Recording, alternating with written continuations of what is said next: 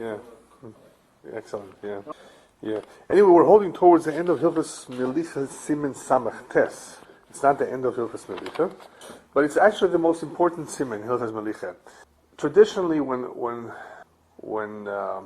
people learn Melicha for Rabbanos, for Smicha, I don't believe they go through all the Simanim because there are some that don't really apply. For example, we will be learning briefly. We will cover everything, but we will do it briefly.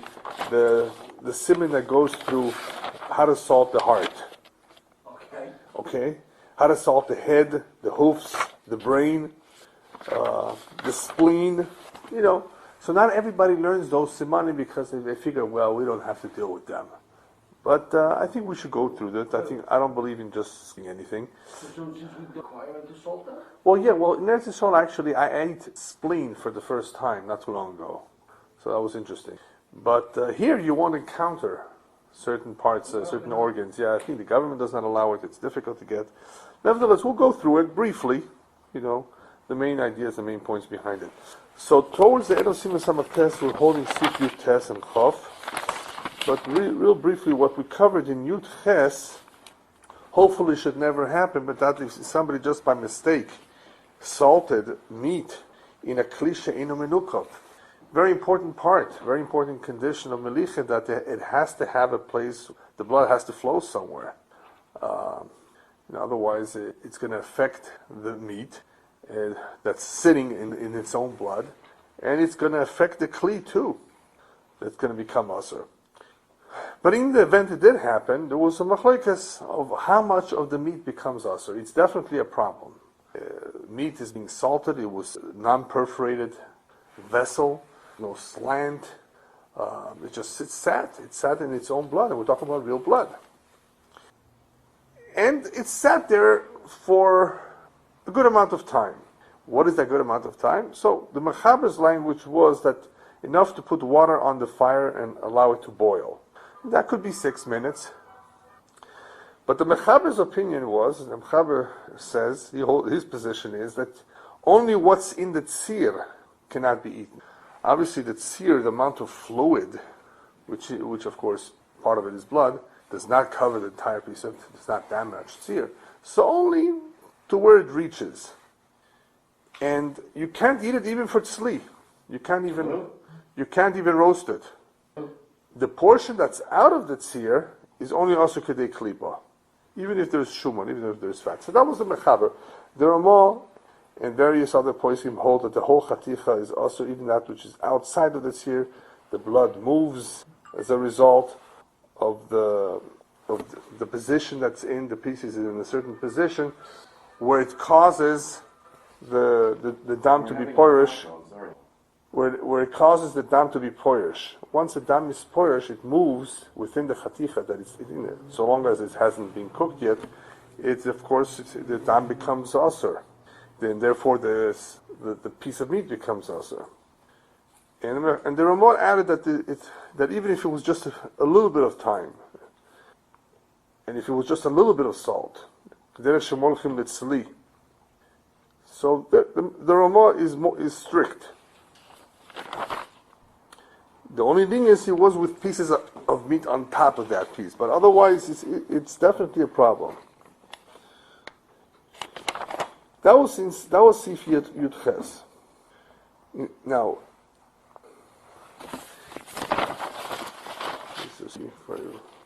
we did discuss, of course, the variations between kavush, and we'll eventually get back to it later on, in water versus sitting in seer. That kavush in mayim, even though a kavush is pretty powerful in itself, something sitting in water for 24 hours, complicates the situation too, but it does have a resolution through sleep. But here, apparently, the reticha of the tzir, the heat that's involved here, and the dam that's coming out and going back in, perhaps, that is a more complicated situation.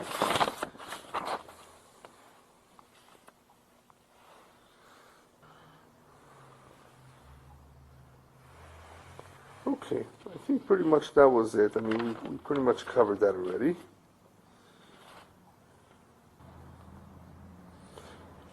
The reason why it's only a klipa, dam is kochush, In other words, some say the dam is not so fatty, and therefore it's not mefapeya, so therefore the portion above that which is in the tzir would not be affected so much except for a klipa. All right, let's go on. Sifyut Tes. Sifyut Tes is a very interesting halacha that some recall. Somewhere they heard about it, and they don't know where. This is where it is. The Mechaber here mentions a concept, even though he doesn't say it he doesn't give it a name. The Rambam does. Achar shenim lach habasar v'hudach, after the meat has been salted properly and it has been rinsed. Mutar litnoi afilu b'mayim she'enan roitchim. You're allowed to put it immediately into water, even though that water is not boiling yet. What's wrong? Okay, one more time. We finished salting the piece of meat, so supposedly the blood is out. We rinsed it, so there's no blood left on the meat, no salt left. Who would think that? I'm allowed to put it in water even though it's not boiling. Well, the reason why he says mutter, because apparently yesh mishem matzrich, there are others who say no, that you need to first put it litne b'mayim roitchim. You first need to put it in boiling water. In other words, before you cook it, before you decide how you want to prepare this piece of meat, you've got to put it in for a few seconds into boiling water. There is such an opinion. That's the Rambam. What is this called? You recall, Ilan? I'm sure you do. Put it into boiling water. Boom! I'm taking it out. Chalita. No, you don't remember that? Yeah, we discussed that, whether it's done or not today. The Yemenites do that. Yeah, at least they're supposed to. They follow the Rambam. Basically, what's involved like this. If you recall, I'll remind you, Ilan, there was a question of how could you remove the blood quickly? Or is there a way to remove the blood quickly? Remember we spoke about this method of immersing it in boiling water? Singeing it. When we salt a piece of meat, we assume all the blood is out. But apparently, some hold that not all the blood is gone. There's some left over. Most of it is gone, but some there is left over. The majority of Rishonim, the Raiva, the Rashba, the Ran, quite a few others, they hold that once you finish salting, the blood is gone. Therefore, go ahead and cook it however you want to. That's what the Mechaber says, in the first opinion. There shouldn't be any problem. But wait a minute. I can tell you, and if you bought meat, you can tell me too, I've seen red liquid in that bag, in that packaging, right? What's that? That's called mohel. It's not dam. It's not real dam. Well, maybe it is a little bit of dam, but it's very, very little. For the most part, any juices that come out after the melicha was done properly is called mohel, and it's completely mutter. It's not dam. The Ran adds a little bit more. The Ran adds that the Chachamim did not want to be machmir extra with a little bit of leftover blood. Even though there is a little bit of leftover blood, he adds they didn't want to be machmir. Why? Because after all, we know the halacha that dam shel molchoy anyway is not over olav. The blood that's been salted out, that you're not over on. So you have a little bit of blood coming out that's been salted. It's not a real issue. The Rambam, however, is one of those who holds Melicha does not completely take out the dam. Therefore, before you do bishul, you need to be machlit. You have to do chalita. You have to put in this piece of meat quickly in boiling water, put it in, and take it out. That's the way it's done. And by doing that, that boiling water somehow freezes, singes, so completely, takes care of whatever remaining blood is there. And then, once you've done the chalita, when you eventually do cook it, no blood will come out. The chalita takes care of that. That 2-3 seconds that you put it in and you took it out, boiling water, is not a problem. But if it's not boiling, then you can imagine. The water is beginning to boil. It's warm, hot, boiling. Then there could be a little bit of dam coming out. Yeah, who says everything came out? So the Rambam is one of those who says, no, not all of it has come out.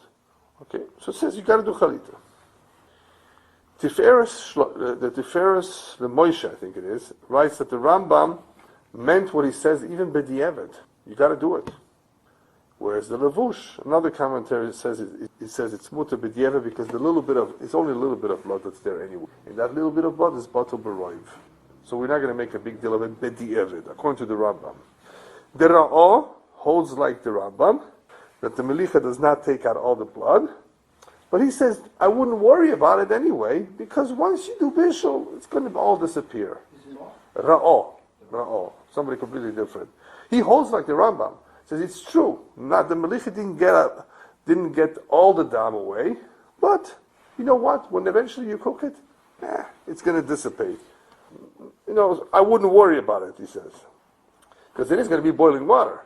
So at some point, it's going to be gone. Anyway, so that's pretty much the gist of the machloket between the Rishonim as to whether another step is required. The Mechaber, the Ramah, saying no problem. Mechaber says, the Ramah says, the Ramah says, the minig is like the first opinion of the Mechaber. Nobody worries about it except for the Yemenites. If you ask the older generation, they probably know about this. Yeah, we used to do that. All right. They follow the Rambam. But otherwise, that's pretty much what Sif Yutes is all about, is do we need an extra step? And the answer, not really, we don't need. Now, what's interesting here is, however, I was reading the Shach. The Shach says, hey, listen, the Mechaber brought a Yesh Oisrim, or Yesh Mishematzrich, I should say. The Mechaber did bring a second opinion. So therefore the Shach says, Lechatchila, you should do it. It's very interesting.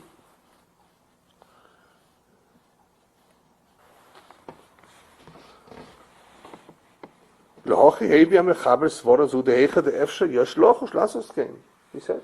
why would the Mechaber bring it? Because if you can, do it. Which is very interesting. From the Ramah, it's mashma, you don't have to worry at all. Amina kisvar rishona v'chein ikar. Don't worry about it. You don't need to deal with it. It was interesting that the Shach, I think, is the only one here who says, you can do it, all right. We don't worry about it, we don't do it. All right, yeah. What was done.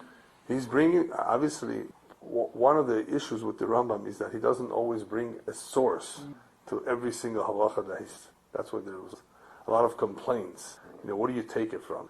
It's one thing that if you have various opinions in Gemara, you choose one. Okay, we're going to follow this opinion. If it's not being resolved in the Gemara. Sometimes it's not, right? He obviously takes it from his teachers, those who were before him. He doesn't make it up on his own.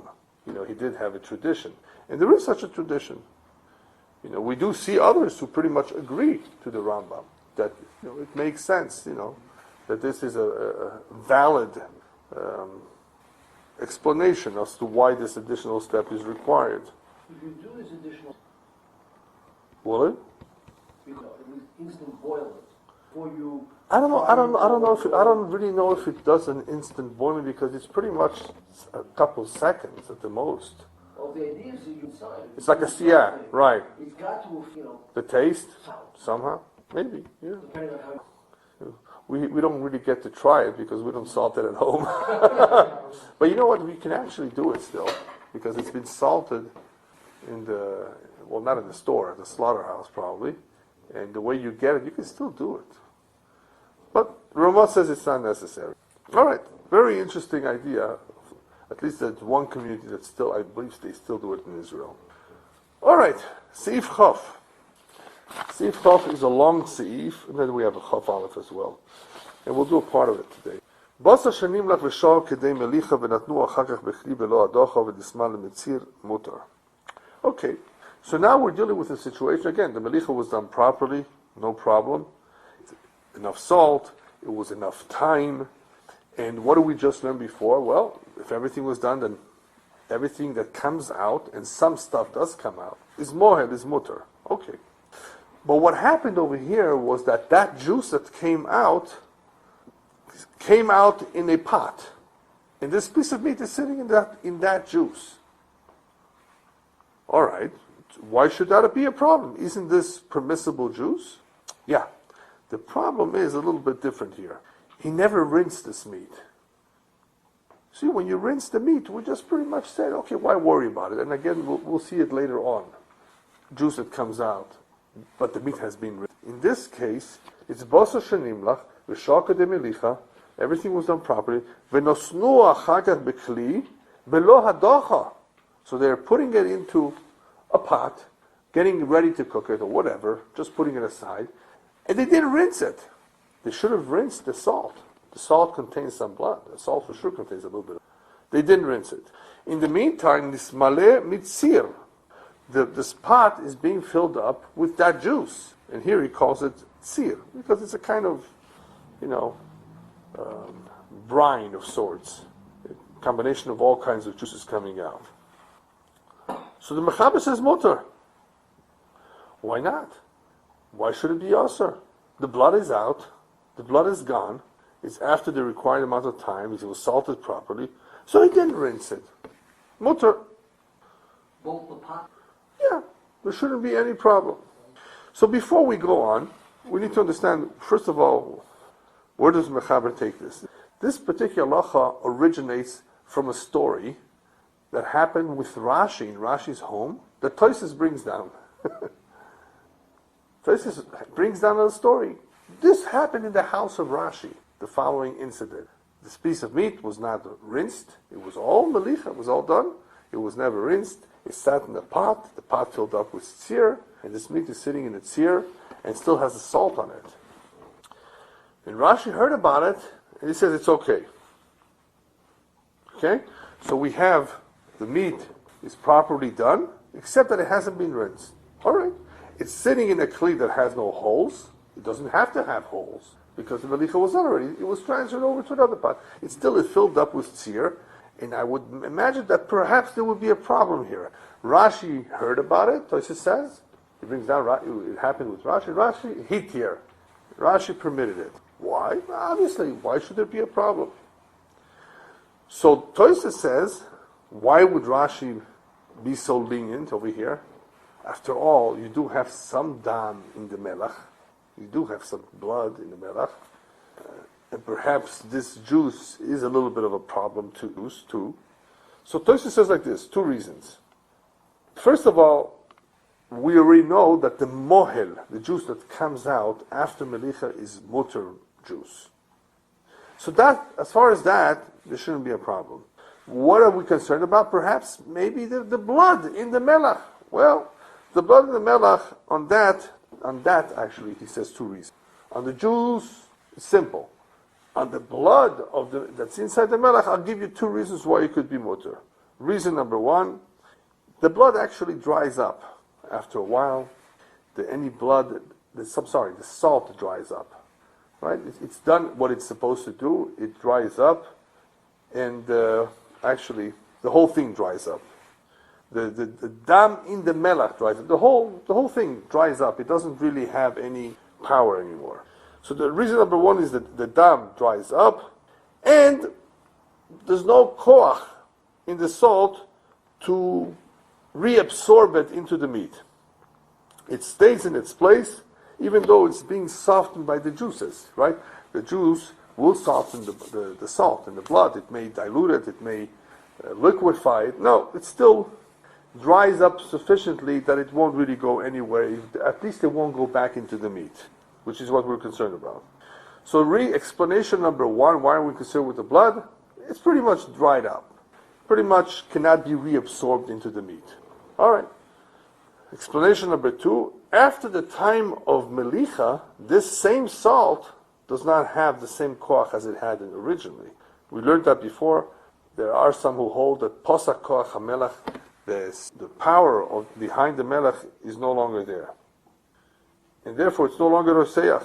And if it's no longer roteach, I wouldn't worry about it. That the salt could do anything to the blood, even if the blood would not be dry, even if there would actually be blood there, but this salt cannot reabsorb after a while as it would have in the very beginning.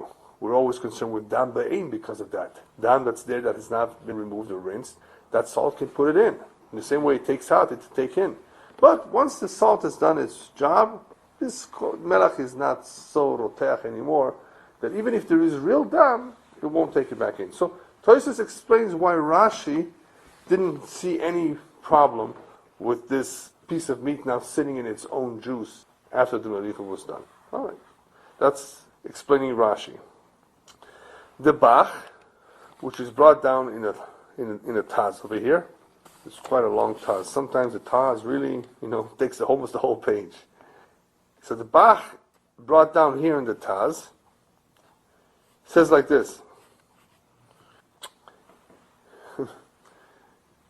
If you can recall from before, whenever you have melach, salt, sitting in some other liquid, that other liquid does something to the salt.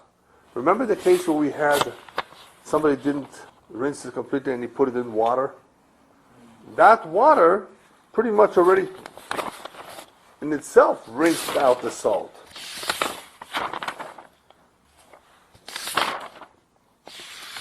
Let's see if I remember. You didn't remove the salt, which you should. You didn't rinse it. Ein lesser. Don't say it's also you just put it inside a bucket of water. You're supposed to rinse it. You're supposed to soak it after you're done with the melicha to really get the salt off. He didn't do it. He just put it in the bucket. That's okay, because the maim in the kli we learned in Sifches is mevatel the koyach of the melach. Even though it's a little bit of water, the Ramah says, it's mevatel koach hatzir. And some say even if there was no water, just for a few minutes to leave it there, it's okay. Eventually you'll rinse it. Okay. Now here, remember, in Sifches we did not have a situation like we have here. The piece of meat is sitting in juice. Over there, the question was, well, he didn't rinse it, and there's blood, yeah, but the water that's in the bucket is good enough. It will neutralize the salt. It will act as a cleanser, as a rinser. So the Bach wants to say, wait a minute, isn't this similar to that? That the mohel that's inside here, the juice that has accumulated in this pot, just neutralizes the salt. Isn't that the same thing? I don't think everybody agrees with this, Bach, that it's not, water, you could say that perhaps, but who says seer? The melach. I mean, water is the opposite of salt. Maybe water can do it, but who says tzir can do it? So anyway, but that's what the Bach wants to say. That the Bach wants to say that just like the Mechaber and the Ramah over there pretty much said it's okay. Here, the reason why Rashi would have said that this is mutter is because this juice, if anything, cancels out the salt and does away with any potential problem. The Ritva, another Rishon, important Rishon, says the case of Rashi was not a lechatchila; it was just b'di'evet. There was don't think you can just get away with it, just do it, don't do it. Just b'di'evet, it was okay. Well, otherwise, why would you need to do a rinse here? No, you still have to do. Oh no, if Rashi, if we hold it. Yeah, then you with need to do a rinse melicha. No, you always want to. No, If it was a rinse, yeah. then why then would we require melicha? No, the rinsing is always required. Here the question is more on the juice. You have a good point. You definitely have a good point, because ultimately everybody's in agreement you should rinse it because of the blood inside the salt. I mean, that's clear. So, but there is a question later on with no salt in the meat, just having the juice sitting in its own juice. In this type of particular. So I think the Ritva, I'm not sure. I did not see this Ritva inside. Somebody else quotes it. So I believe it has to do with handling this piece of meat in this way is a no-no. Don't do it. Don't allow the juice to accumulate. Lechatchila. But the evidence, if it happened, it's okay. Poshut Pshat is the Ritva is saying, don't even allow it for a few minutes with the salt to accumulate. Just because you're going to say, well, it's only juice anyway. in the same way that we said before, just for a few minutes, it's okay, completely okay, because nothing is going to happen in a few minutes. In Sif Ches also, we saw that some say it's okay even to leave it without any water in the bucket for a few minutes. So even if you have the salt, I would think the Ritva, either way, the Ritva would say, don't do this lechatchila. It's not right. Even though it's true. The Melicha has done its job, perhaps the Melech is not so Yore Deah, perhaps this is just juice, but don't do this lechatchila. Rashi's heter was just a b'di'evet. In case it did happen, don't worry about it. All right. The Pri Megadim actually agrees with this because he has a question on the Taz. The Taz, if you read the Taz, it appears that the Taz is learning that Rashi said, this is okay lechatchila, I'm not worried about it. So the Taz is the one that's learning lechatchila, because of that, the Pri Megadim says, no, I agree with the Ritva. In other words, why would you say this is okay lechatchila? All right, so Tosfos, after bringing down this whole incident and his own explanation as to why Rashi said it's okay, says, however, in conclusion, there is already a minhag to forbid this. There's a minhag, there's such a minhag, he says. If somebody forgot to remove the salt and it sat in the juice, there's a custom to forbid this. Same thing with the smag and the mordechai. The only one that I saw that actually agrees fully with Rashi, no problem, is the Rosh and I think the Rabbi. But a lot of Poisim say that it's also. So as we're going to soon see in the Ramah. Okay? So I just gave you, pretty much a background of where this is from. It's an incident brought in Tosfos that happened in Rashi's home. Rashi was matir. Tosfos says the minhag by us is to aser.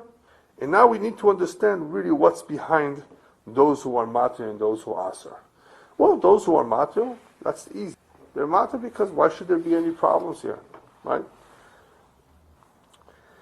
And that is why the Mechaber, in his first opinion, which is how he holds, says it's okay. But he says, let me read the whole thing. Basar שנמלח ושוקד המליך ונוסנו אחר כך בכלי בלא הדוחו ונשמע למציר מותר. לפי זה, even בוסר שנופל לתוך ציר, היוצא מהבשר, אחר ששהה כדי מליחה מותר. In other words, any meat that fell into a bunch of tzir, after it had already been through melicha, it's mutter. Because this tzir is not an issue.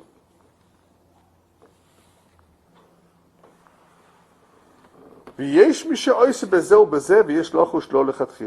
some say both are aser, and we should be concerned about it lechatchila. So the Mechaber does agree that lechatchila you should be concerned about it.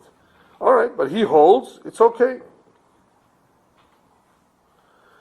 So yeah. B'di'evet, if it fell. If it fell. If it said, don't do it. Like the Ritva was saying, and like the others were saying, the Pri Megadim were saying, that even Rashi doesn't necessarily mean to be matter at lechatchila. But there are others who answer this, and we're going to see why, including Tosfos himself, who brings down the minhag. All right, let's see the Ramah, and then we'll explain why he answers. The Ramah says, "V'yesh oisrin." Some say it's aser. Afilu b'di'evet. How much, however? The good news, kedei klipa.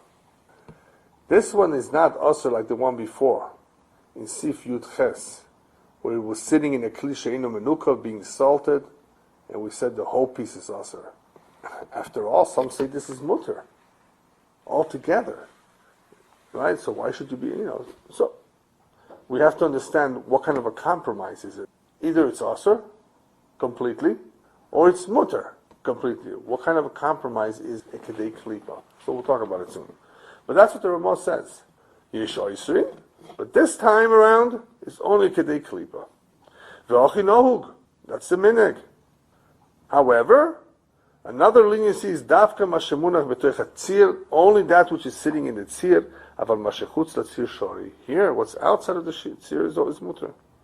Hakli shenofal boisot tzir also. The kli is aser. All right. V'chein im oyo akli chaleves, if it was a melicha kekeli, v'yesh bo lichluch, and there was some left over in the melicha keli, Asar Basar, the meat sitting there would be asar. The af le'achar she'ir melicha, so even though it's after the amount of time that melicha is required, in other words, it's already done, it's already gone through melicha, nechshav kirotech, it's still called v'seach, and that is why it would be a problem if that piece of meat was sitting in some melicha stuff, residues in the keli. However, once again, the mechaber comes to the remote comes to the rescue. Even though I just told you what the minig is, avalimu hefsid meruba, we isbegam ketzorach sudas mitzvah. You need this piece of meat urgently. It's a big loss. Yesh lahakel, you can be lenient, veloymar, and hold with the position that says the achash sheshor shim melicha, once it has gone through the required amount of time for melicha, lo mechshav tziru kireteach, that tzir is not roiteach enough that we would have any problem again with the blood going back into the meat. Alright, so now the Shach does us a favor and explains the position of the ones who are Asr. Why? Well, they say this moil still contains blood. Simple. That's one way of looking at it. The moil has dam. That's what's coming out. It's not done with. The Pri Megadim says it's not exactly the blood, because moil is not blood, he says. The problem is the dam in the melach. There you still have real dam, but not what's coming out. No, it's finished. Whatever is supposed to come out came out from the basar. But what's in the salt, you could still have dam in the salt that didn't flow away, didn't come out completely. That yes. So apparently the Pri Megadim says that those who hold its asr would hold not like Tosfos explained Rashi, that the dam is already dried up. No, the dam is still there. It's not, apparently they hold its asr because the dam never dried up. Yeah, but why should it be able to go back inside? Yeah, because the melech is still hot enough, it's still powerful enough to reabsorb that little blood that's still there.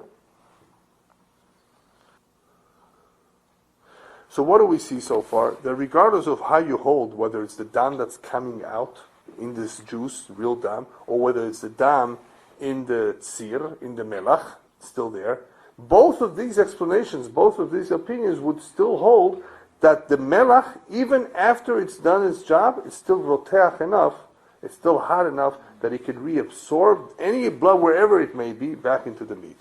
Whether it's in the mohel, whether it's in the melach. You would have to hold that. Because, all right, so I got blood, so what? But is it going to go back in? So what if it's a little blood? No. The melach stopped. No, but the melach, many hold, is still hot enough that whether it's the dam in the melach or whether it's the dam in the oil, it can go back and be reabsorbed into the basar, and therefore it's a problem. So you don't want to have, based on the minute today, you definitely don't want to take a piece of meat that you salted. Okay, Baruch Hashem, I'm done with it. Let's put it down in a place where tzir may accumulate. And believe me, tzir accumulate. We even see it in the package. It's incredible. Sometimes my wife brings it home. There's a lot of liquid there. I said, did they clean this stuff? Sometimes I'm concerned, did they salt it? It really looks red.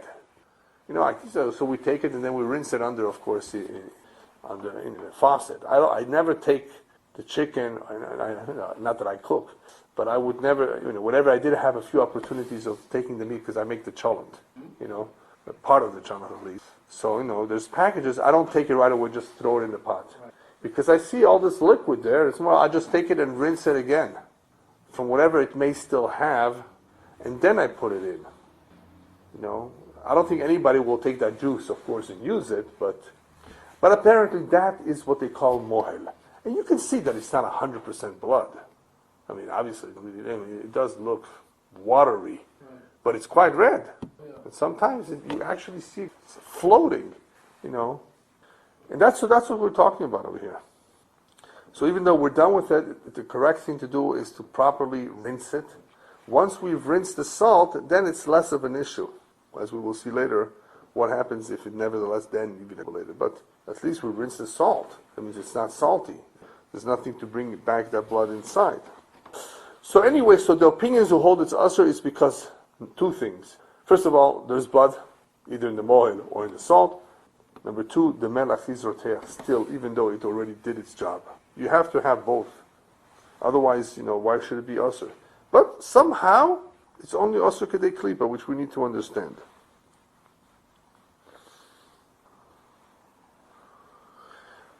I saw somebody raise the following question. According to those who hold that a little blood may still be coming out, then why not here do the chalita anyway, as we said before? Why shouldn't you make chalita, to stop any little blood of coming out? So apparently, after you do hadacha, if you do hadacha, you do somehow seal the pores. Remember we spoke about that before? That hadacha, there was a question of what, if you will be able to resalt it again. Hadacha apparently has the power of sealing the pores, and nothing really will come out after that. So then why would you need... In other words, when you cook it, it won't come out. So otherwise, maybe according to them, things as dam may still be coming out, even though we explained before, it's not going to be that much anyway. But perhaps they should have required it anyway. But if you do hadacha, it could be that the hadacha does seal it enough that it will not come out so quickly or so easily when you cook it. Yeah. In other words, something does come out after hadacha too. But it could be it's not blood. In other words, those who hold there's still blood coming out, that's the concern. So why shouldn't you do chalita? So they say hadacha takes care of the blood, but you still see juice coming out after hadacha too. But that's only juice, not blood or tzir. So some say that the hadacha in itself already seals the pores sufficiently that no real blood will come out when you start cooking it. That is because the heat is what gets the blood to move. So we're concerned, when you begin to heat, blood may come out again. So they said not necessarily. All right, I guess we if we had the time we would experiment, and I'm sure some people have, but I think it's really negligible. That's why they didn't make it though. The mechaber, this last portion over here, adds as follows: Lefi dvorov, according to that opinion, that that there's still a concern of blood. Afal pisha shoha basar b'melach. Even though the meat already went through the process of being salted, kishir, according to the right amount of shir, also lechol mimeno, you should not even eat from it yet. Achi yadichenu yofi yofi, you still have to obviously eat it very well. Also lachtach mimeno besakin, and you would not be able to cut it with a knife. Kodem shiadichenu, before you rinse it. And if you would cut it, you would be required to make hagala on the sakin. The Ramah says it's not such a big concern, but that Ramah we'll see another time. The point over here is that according to this opinion that is so concerned about the blood coming out after the required amount of time, you wouldn't even be able to cut it. Sometimes you have a big piece of meat, you want to cut it into smaller pieces. Well, first rinse it. Can't eat it. So I'm wondering, what's the chiddush over here? I mean, obviously, the mechaber says that's only the fi dvorov.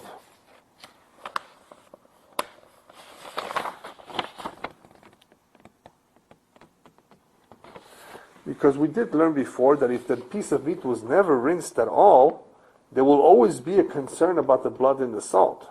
I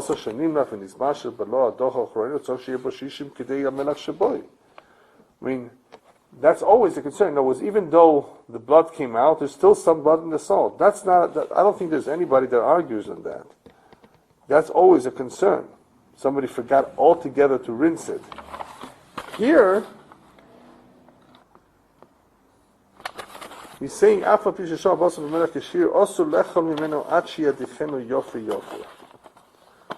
question is, anyway, that's the Shach's question. If you look at the mechaber, what is he really telling us? I mean, we know that from that seif. I mean, you just can't go ahead and cook this piece.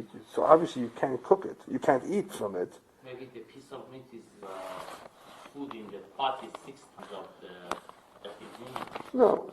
Yeah, but that's only with the Evi. You don't want to be mevatel and nisul lechatchila. Because you're right, you would need shishim. So here, the Shach says, Sorach bir אין דין זה תולה בזה, אבל כל הפויסקים מועדים בזה שצריך להדיח הבשר יפה יפה, כדי איסו בש"ס דהד, אין הבשר יוצא לדמו. מדיחו יופי יופי. וגם, that's pretty much the question. The Shach pretty much raises this question. וגם המחבר כוסה למסיזון, וסתם שצריך להדיחו יופי יופי. So what's really the מחבר adding over here? Oh, by the way, you can't eat it, according to them. What do you mean according to them? According to everybody. ונראה דכבונס המחבר לא יאמר כיוון דדסה יש מי שאויסו דספיר דציל היוצא מבוסר מליח לאחר שיב לא סולל תייחו לחושב דם ולא מועל ונבלה בבוסר כי נעשו לכו מנועה שידיכנו יופי יופי מיד קודם פליטס כל צילוי. So the Mechaber, the Shach says that what he's adding over here, that according to this opinion, obviously I can't eat it. No! According to them, you also have to wait. And you have to rinse it, and you can't rinse it until complete as cold siroi. Yeah. Also lechol mimeno ad sheyadichenu yofe yofe miyad koidem plitas kol tziroi. Until you rinse it well before, in other words, he's saying, in other words, otherwise more tzir will come out.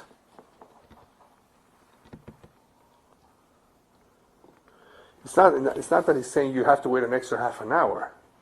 Because here the concern is that it's in a pot without holes. It's sitting somewhere. Well, you don't want that to happen.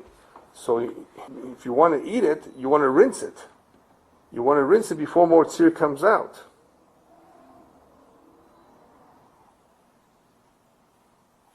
What's the status? I heard the 2 days. Yeah. Sometimes See, had you been earlier, we talked about it. No, are you talking about putting it in boiling water? Right. Yeah. That's the first part of the shir today. That step. They still do it. Have you seen that? No. I Yeah. haven't seen it personally. I thought maybe you were going to tell us that the Persians adopted it. No?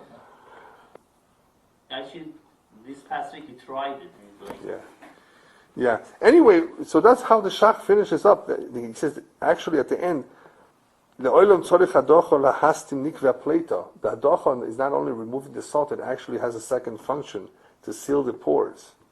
So he seems to be go along with that idea that adacha does seal the pores, and that can be very helpful in various situations. And since there's a concern, the Mechaber says, with those who hold that there's still some dam, potential dam, coming out with a melech that can still be roteach, then you want to rinse it well before more of that dam or tzir comes out. Yet to come? No, that's what we're going to see that next. What happens with that? Yeah. All right. Anyway, we'll review this point again, but just to continue on where we left, at least one or two additional ideas. Basar shehudach mimolchoi. The Torah's Chata says any meat that was rinsed from its salt, he has a Kabbalah, a tradition, I guess, from his rabbis, that the basar no longer becomes nesa from the tzir that it's sitting in. So again, basar that was already rinsed from the salt, because here all along we had a major concern because of the salt, and the possibility that there's still dam coming out. So the salt being a ritzeach, potentially you still have dam, whether it's in the salt or in the mohel, causing problems of reintroducing it into the meat. But once the salt is rinsed and you still have tzir coming out, and you do, that is no longer a concern. So that's what the Torah's Chatas brings down, that his tradition is that the basar does not become nesar whatsoever once hadacha was done to the meat. I think, the Shach brings down this Torah's Chatas here. Yeah.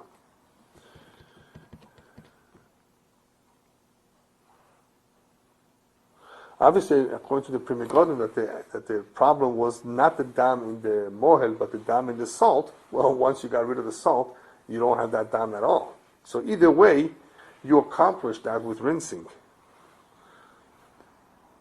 There was only one possibility of removing the salt and still having a problem.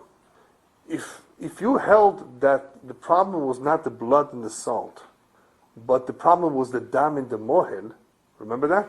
And if that was the problem, the salt only added as an agent to reintroduce it back into the basar, it was still Yore Deah, then you must say, in order to avoid any problems, that the hadacha itself, besides removal of the salt, accomplishes what the Shach just said. It's soisim the nikveh pleta. In other words, based on the Pri Megadim's explanation that you have dam in the melach, well, once I did hadacha, I got rid of it completely. But if it's true that there is some dam in the mohel, the salt only, of course, it brings it back in, then once I did hadacha, I still have dam sitting. So the question will be, well, how's that dam going to get in? Okay, but let's not worry about that for now. But isn't that still a problem? I mean, a little bit of a problem? And the answer... Is that pending that's done? No, actually, I made a mistake. Let's say that there's no more dam because you poured it out.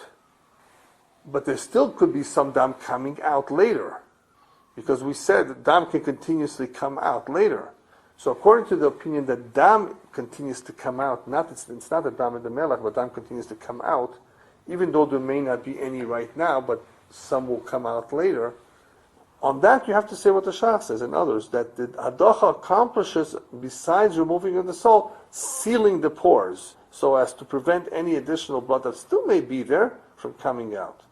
That's what I noticed the commentaries say, that in other words, once you say that you've gotten rid of the salt with hadacha, you must add this additional concept of stimas nikveh pleta. Otherwise, you still may have an issue with dam coming out later on, even though not immediately, but with the cooking process. Yeah. Now, I have a good question on that. I think the cooking process. Right. Pores would prevent that blood that moved in getting out of the meat and affect meat in the same pot, for instance. Right. But what about the piece of meat itself? If blood is moving around, blood that moved around in a lid, wouldn't that be in itself a problem according to those who? Yeah, I think I thought about that too, but I think that the main heter there was that it's dam shenimlach.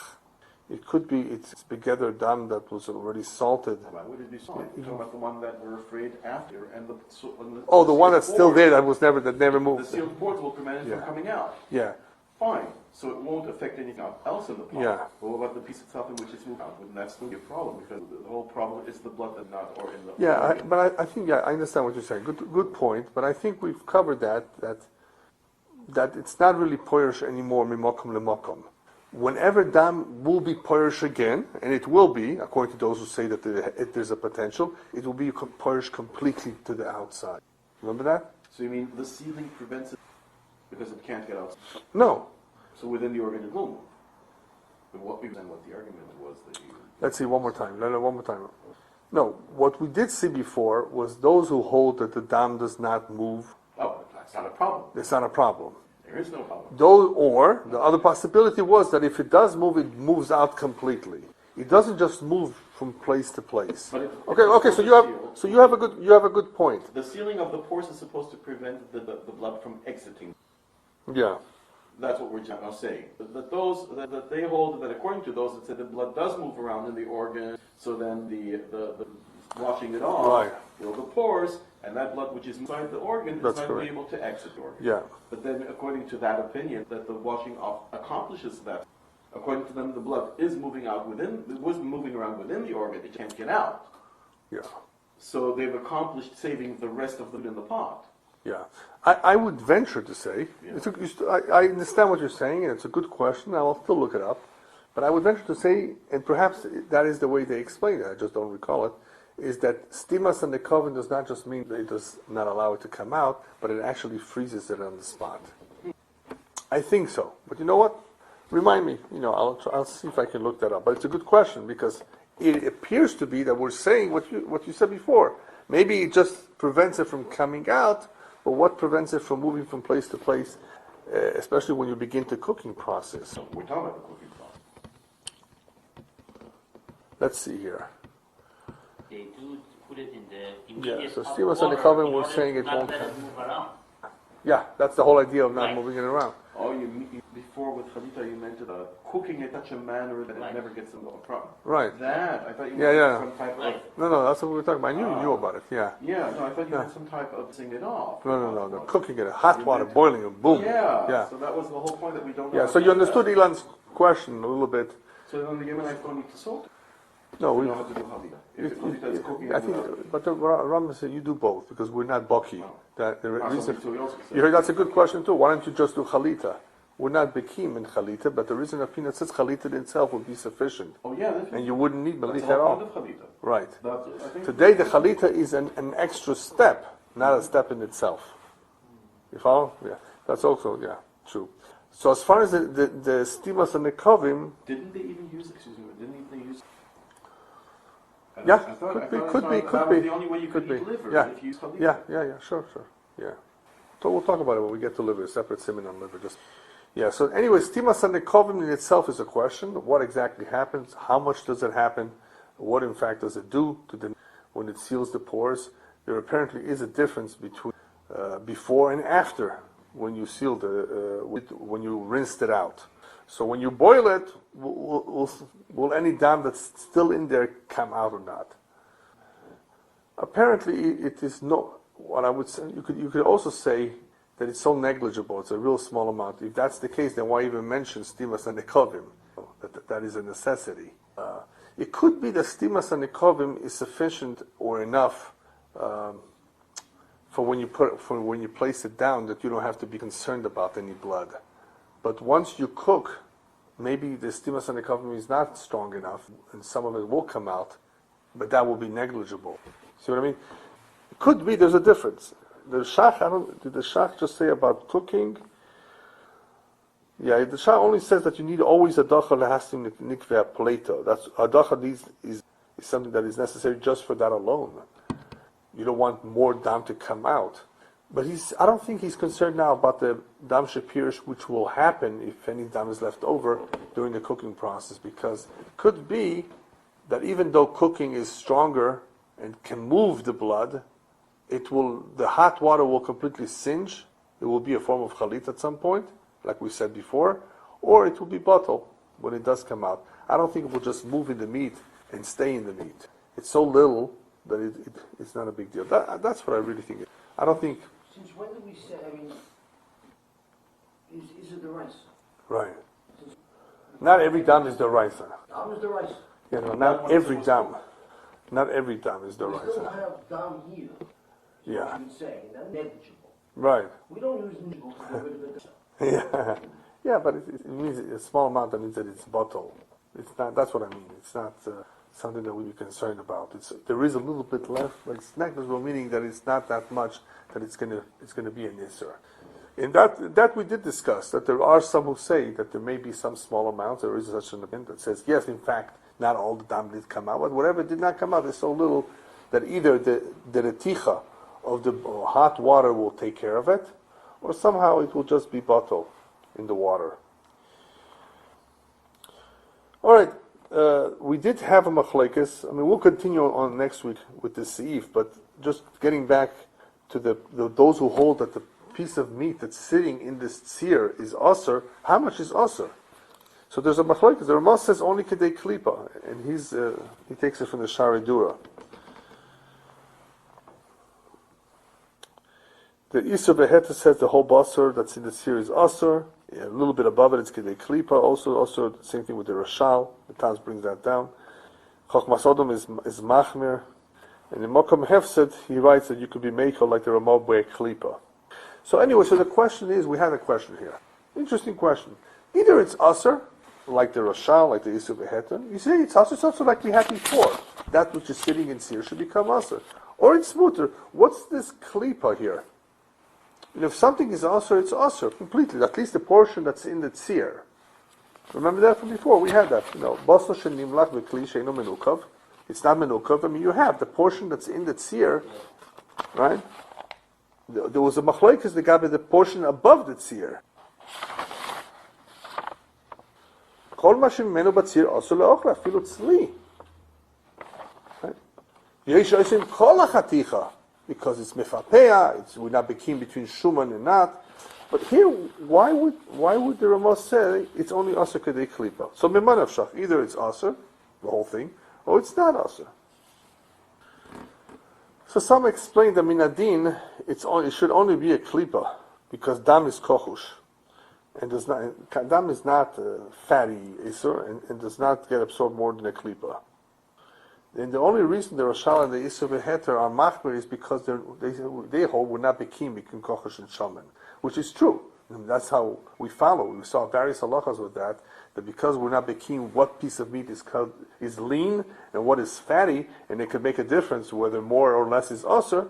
But when it comes to Dam, there are some leniencies, because the Dam is the Isur. Dam is not a real Isur Shaman. Dam really is Kochush. Dam. We're not talking about fat. Chaylev, we're not talking about things, mamash, you have a question of the meat, treif meat. Talking about Dam.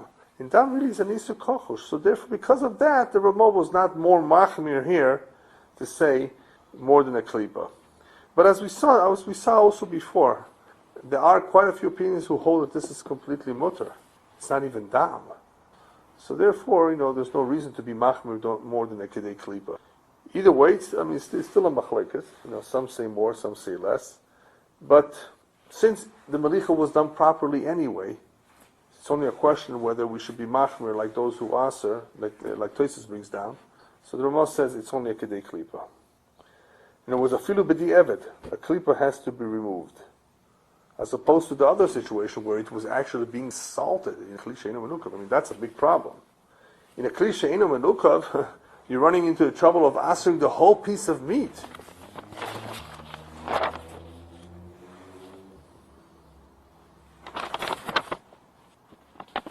Yeah, that's the halacha over there.